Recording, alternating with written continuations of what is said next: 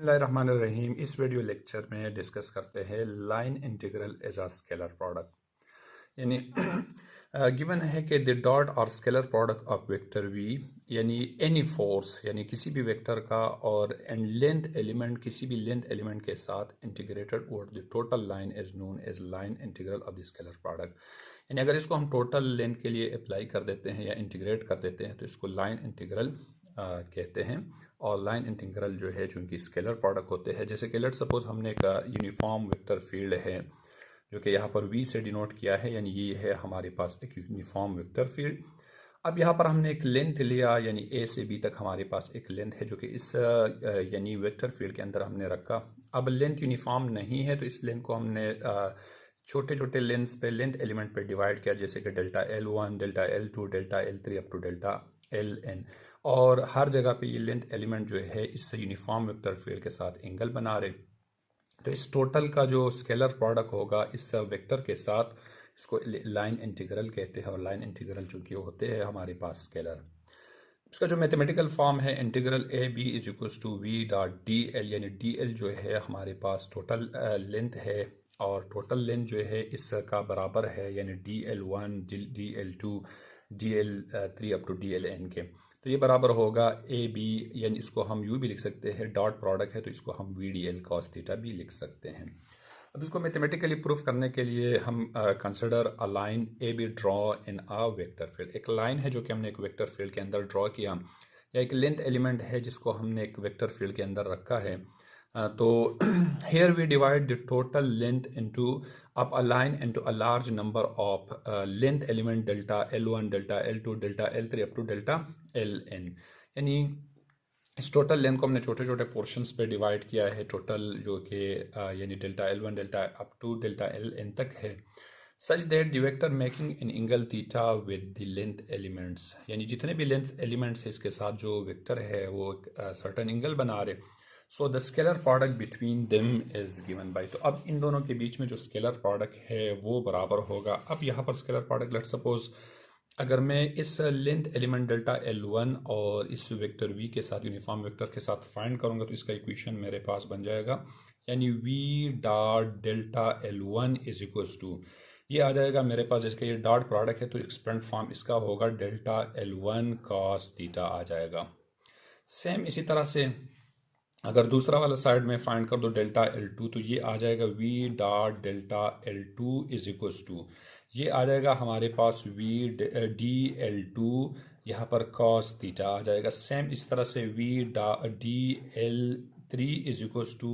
V D L3 cos theta आ जाएगा। इस तरह से लार्ज नंबर ऑफ पार्ट्स है तो फाइनल जो पॉइंट होगा वो हमारा बराबर होगा V D Ln is equals to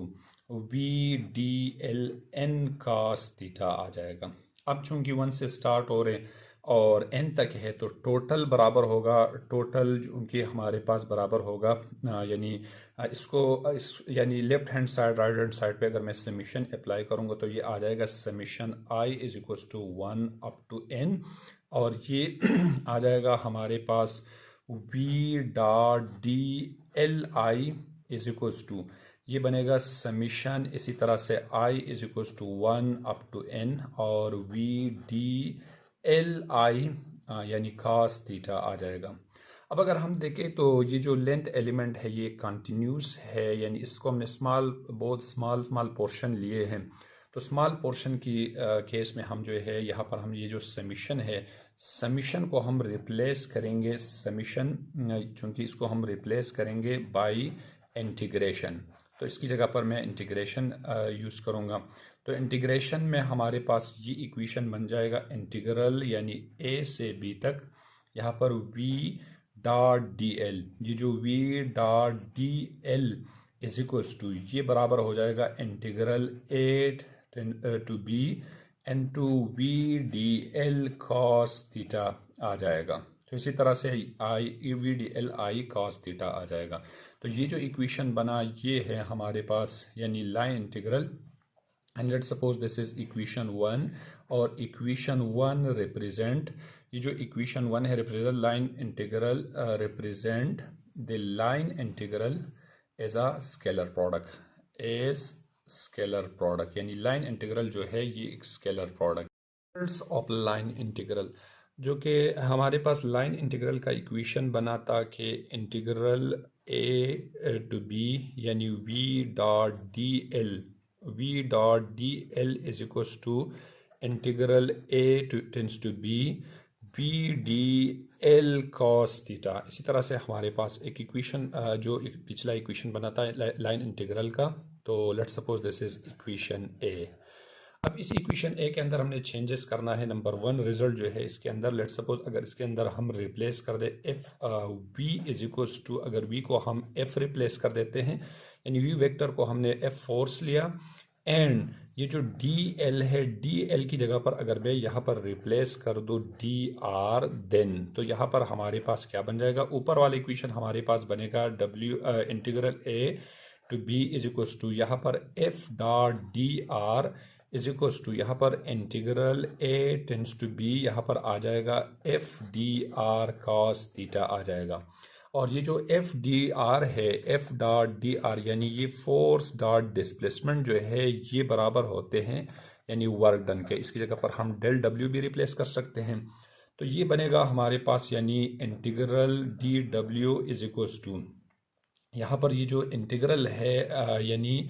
a tends to b is equals to, यहाँ पर हमारे पास यानी D W is equals to ये आ जाएगा integral a to b f dot D R is equals to integral a tends to b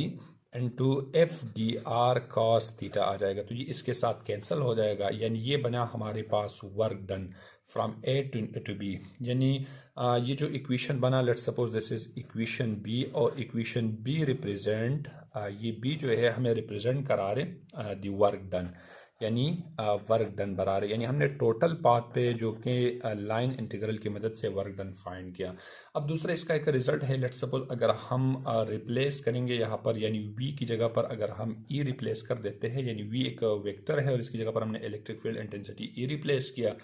and और यहाँ पर जो जैसे कि डेल्टा एल की जगह पर अगर हम लेट्स सपोज रिप्लेस कर दे डी ए, यानी इसकी जगह पर हमने एरिया रिप्लेस किया, लेंथ की जगह पर हमने एरिया रिप्लेस किया, तो ऊपर वाला इक्वेशन हमारे पास बन जाएगा यानी इंटीग्रल